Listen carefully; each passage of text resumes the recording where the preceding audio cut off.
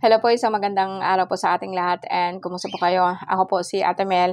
And sa ngayon guys is nasa Pisces na po tayo, no? Pang-8 series po ng ating tawas. And siguro hindi naman lahat po na Pisces po may sakit. So ito yung sa mga tao po na gustong magpatawas, gustong magpatingin kung ano po nararamdaman nyo. And sa ngayon po is like kung baguhan po kayo, no, ang mechanic po natin is isipin po niya nandito po kayo sa aking harapan, nasa gilid po ang aking altar and makinig po tayo sa ating dasal, no. And sa ngayon meron po akong i-introduce po sa inyo na dasalin which is galing po sa verses po ng mga sa Bible. Ang iba po is galing po sa Salmo, ang iba naman po is galing po sa orasyon, and ang iba po is galing sa iba't ibang klase po ng dasal. And pinag-combine ko po siya at tinagalog para po masigit po nating naiintindihan, no. So let's bow our head, no, and let us pray by thinking about the sun na talaga pong tumama po siya sa ating noo para po magkaroon po tayo ng lakas at makapasok po tayo sa Diyos Ama, no. So, let us begin.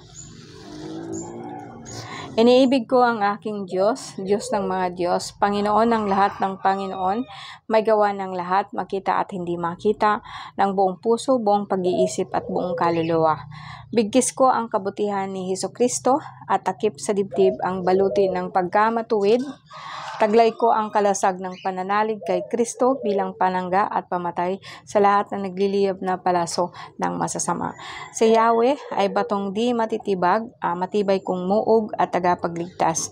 Ang Diyos ay sa akin nag-iingat, tagapagtanggol ko at aking kalasag. Ako'y kaawaan o mahal kong Diyos, sangayon sa iyong kagandahang loob. Mga kasalanan ko'y iyong pawiin, ayon din sa iyong pag-ibig sa akin. Sa lahat ng masasama o Diyos ko, ako'y ipaglaban sa kuko ng mababagsik, huwag mo akong pababayaan. Ikaw o aking kaluluwa, ang Diyos ay purihin at huwag mong kalimutin ang kanyang kabutihan. In the name of the Father, the Son, the Holy Spirit, in nomine Patri et Filii Spiritus Sancto. And yes, sa mga lahat po ng mga nandito po ngayon, no, kumusta po kayo, no? And guys, no, remind ko lang po, no, kung kailangan talaga po niyo makakontak po sa akin, please be advised po na message lang muna go.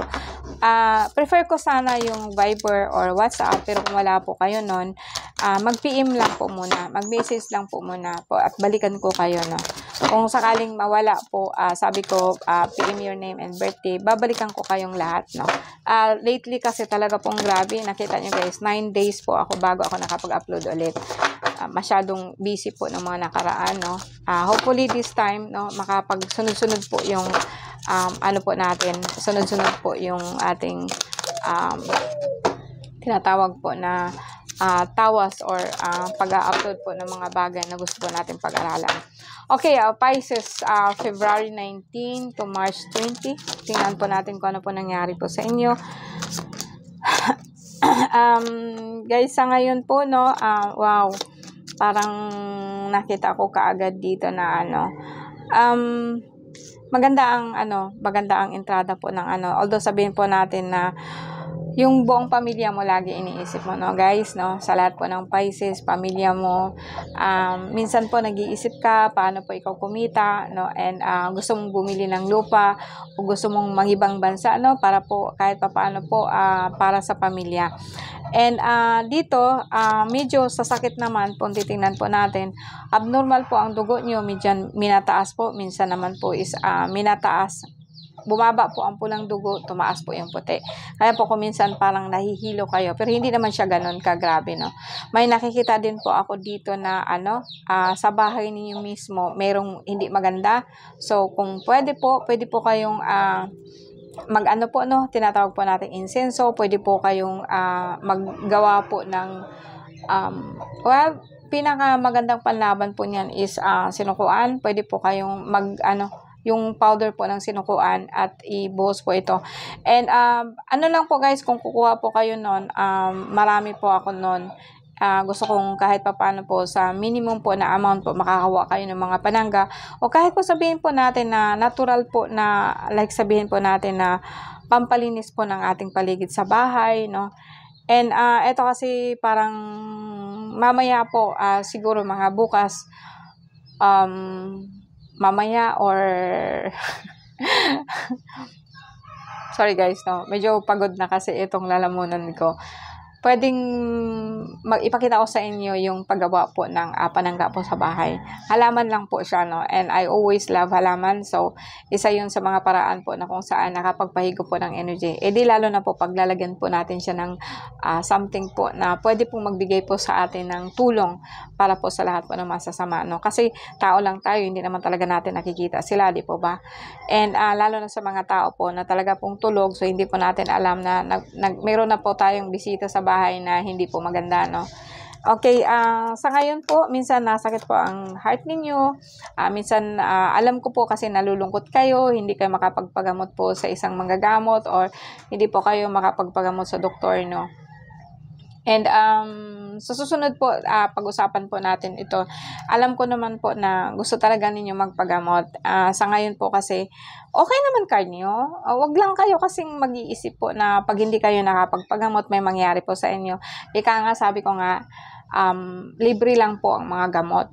Etong linggong to, sunod-sunod ko po na ipapakita sa inyo yung mga pwedeng panggamot natin, panlaban po natin sa sakit na hindi po ninyo kailangan bumili, no? And nandiyan na po kasi yung kasabay na po kasi doon sa ritual, paglinis po sa tubig, no? And sa ngayon medyo sa ngayon medyo may tama ka sa kidney, pero hindi naman to parang UTI lang po to. Malungkot lang po ikaw, parang sumasakit heart mo. Kasi nga iniisip mo po gusto mo magpa-doktor. So banggain natin yung mga doktor sa pamamagitan po ng natural po na pagkuha ng mga halaman. Ituturo ko sa inyo lahat kung paano makakuha po ng mga ganyan. Pisces po, no? February 19, March 20. Sa ngayon guys, medyo nataas sugar ninyo. Paano kasi yung mga bata, no? Mahilig sa mga matatamis. So, sugar is no talaga. Minsan lang po is pwede, minsan po kung magkasakit, bawasan po natin, no? Wala naman masama sa sugar, basta lang po, at least kahit papaano hindi siya lahat, hindi siya sobra, no? Hindi lahat ng matatamis mataas ang sugar. Ang kanin ang taas po ng sugar niya, no? Sa ngayon, may nakita po ako dito na mayroong pinatay dito na engkanto dahil lang po sa swerte. Swerte mo kasi to kaya inalis nila. So buhayin natin para kahit paano babalik po ang swerte natin, ano. Okay. Tapos yung ano niyo, wag kasi niyo patayin ang sarili niyo sa trabaho. Pag gawin niyo yan, papatayin po ninyo yung ano niyo, yung alaga niyo. May tao dito na nagko-concentrate talaga sa'yo, no, na magkakaroon ka ng problema sa isip, magkakaroon ka ng problema sa negative, tapon. Huwag ninyong tanggapin ang kahit na anong sumagi sa isip ninyo na negative. Okay? Pag nakaisip kayo ng negative, erase yan. Parang sa delete ninyo kaagad pag nakaisip po kayo ng hindi maganda. So, ito yung mga tatalakayin po natin na parang kumbaga sa akin, is like we have to fight back sa mind po natin. And at least po, itry ko po talaga as possible po na makapag-upload po ng mga bagay na ganito. Huwag lang po itong sa tawas. Kasi kanina ko pa napapansin, no, from simula pa lang na hindi maganda yung natin, hindi maganda yung pakiramdam po natin, no.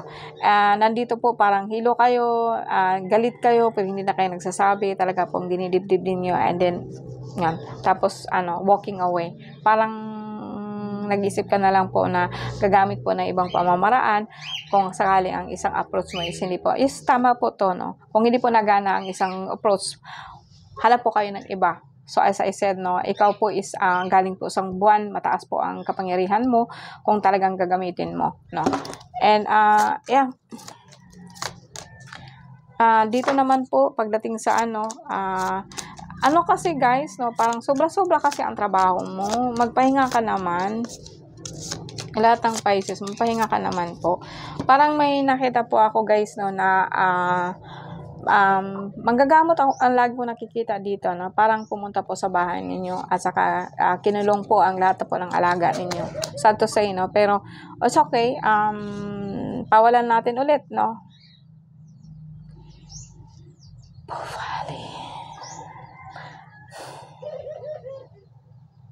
So, minsan, pakiramdam mo po bloated po ang tiyan mo dahil nga po sa sinasabi ko minsan, hindi naman ito grabe pero parang meron ka pong UTI pero muro mild lang, no? Ang Pisces ngayon, hindi sila ngayon depressed. So, maganda po ang kahit sabihin po natin na may negative pero more on makikita ko marami pong lively po sa card ninyo. And may mga tampuhan sa pamilya, mayroon kang galit ka pero just walking away. And may nakita ako dito na parang may isang, yung paa mo minsan masakit po, no? Lalo na po dito sa may talampakan, masakit po siya. Gumuguhit po yung sakit dito sa tinatawag po natin na hita, yung hita po natin, no? Hita, naguhit po ang ang sakit po niya, or kirot, no? Kirot ko minsan, pero I think sa ugat po yan, no, na parang naputol siya. And pahinga din po kayo, ha, kasi talaga pong grabe ang pagod niyo sa trabaho. And Pisces, February 19, isang na lang po. Minsan nahihilo kayo, tumataas yung dugo ninyo, guys, no?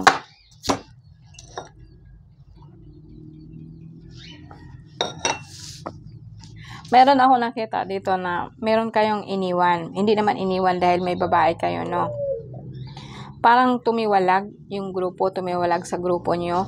Meron ako nakita dito na kuminsan po talaga nahihilo ka, no? Dahil po sa medyo mataas, sasabihin po natin na inikot-ikot ka, no? Inikot-ikot ka. Pero more probably like yung dito mo, batok mo, medyo siya nasakit siya dito sa likod.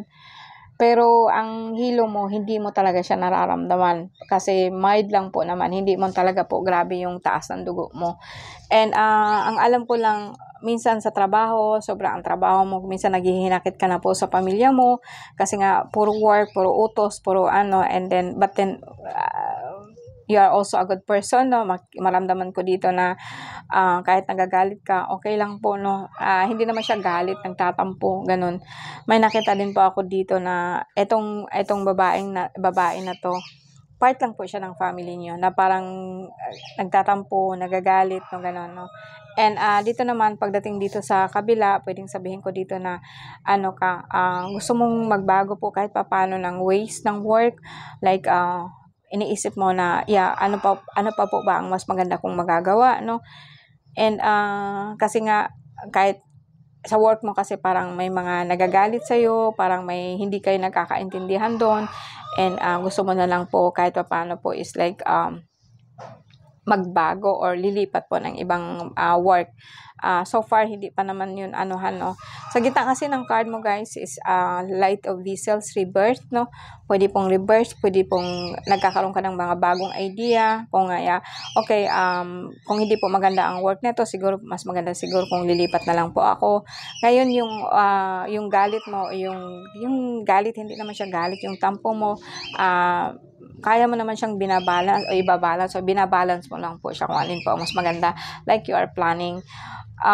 Maganda ang card mo, kahit sabihin natin itong mga negative dito, pwede kasing on behalf sa mga nangyari sa paikot mo, malakas pa rin ang loob mo na yes, kung hindi ito mag-work, gagahanap ako ng iba.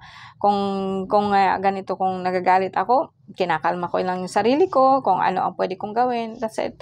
Kung halimbawa naman po may mga tao po na negative na, or may mga isip ka po na negative na pumapasok sa isip mo, well, inaano mo na lang. So, kumbaga kinikerry mo na lang po. Hindi mo talaga siya as in, pinapasok sa loob nyo, or talaga pong dinidibdib, no?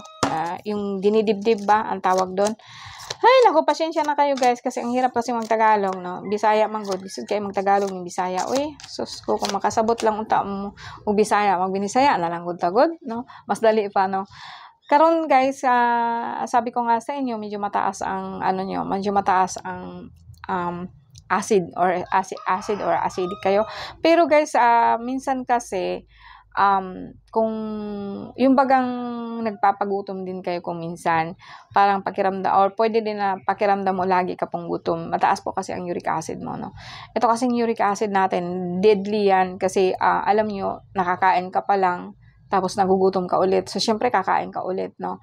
And, hindi mo mapigilan po, tataas sugar nyo, no? Ganon. Sa ngayon nga, may tumusok na sa likod ko. Gagalit sa sinasabi ko. Well, anyway, sa bahay ninyo, well, pwedeng sabihin po natin na dito, talaga pong may stress pwede, pero kaya naman ng Pisces to. Ang nakikita ko sa inyo guys ngayon is like, meron kang, aalis po kayo. Minsan din kasi nag-aalala po kayo na ngayon wala po kayong pera, pero trabaho lang po kayo ng trabaho guys, no? And darating din ang time po na magiging okay tayo lahat. Lahat po ng Pisces, kung ano man po nararamdaman ninyo, nararamdaman din po namin ng ibang zodiac. Hindi ka po nag-iisa. So marami na tayo. Pero buuin po natin ang ating pinagsasamahan, no, na makakabuo tayo ng something good for humanity. Kahit papaano, kung hindi man po masyado ng malaki yung humanity, how about yung para po sa ating sarili. And dito tayo mag-uumpisa ulit, no? And I'm so sorry po sa lahat po kung minsan hindi ko po kayo maagapan, ay hindi po ako makatawag o di po ako makatawag. PM lang po kayo, and babalikan ko po kayo pag may oras na. Pasensya na kayo last time talaga kasi talaga pong sobrang busy po, and grabe din po ang bakbakan po ng labanan sa astral. And minsan talaga pong kailangan kong magpahinga, no? So, guys, maraming salamat po, no? Kayo po ang pinakahuling zodiac sign po ng lahat po ng zodiac po natin. February 19, March 20, let's us pray, no? Sabayan po ninyo ako, guys, no? And dasal po tayo. Ibigay ko sa inyo ang orasyon po ng San Benito, no? So, pakinggan po natin. Inhale po tayo. Exhale. And let's begin. Cruz Sancti Pater Benedicto, eius in obito nostro presentia, muniamor, Cruz Sacra sit mihi lux, non draco sit mihiaux, bade ritra satana, non quam suadis mihi vana, sunt malaque, libas ipsi benina vivas. Cruz Sancti Pater Benedicto, eius in obito nostra presenta muniamor, Cruz Sacra sit mihi lux, non draco sit mihi dox, bade ritro satana, non quam suadis mihi vana, sunt malaque vivas, libsis ipsi benina vivas. Amen. In the name of the Father, the Son, and the Holy Spirit, and by the power of the four names of God, which Yad above He, declaring His love, His protection to cover all of us, and release. Maraming salamat po sa inyo guys, and napakagandang araw po para sa atin. Thank you po.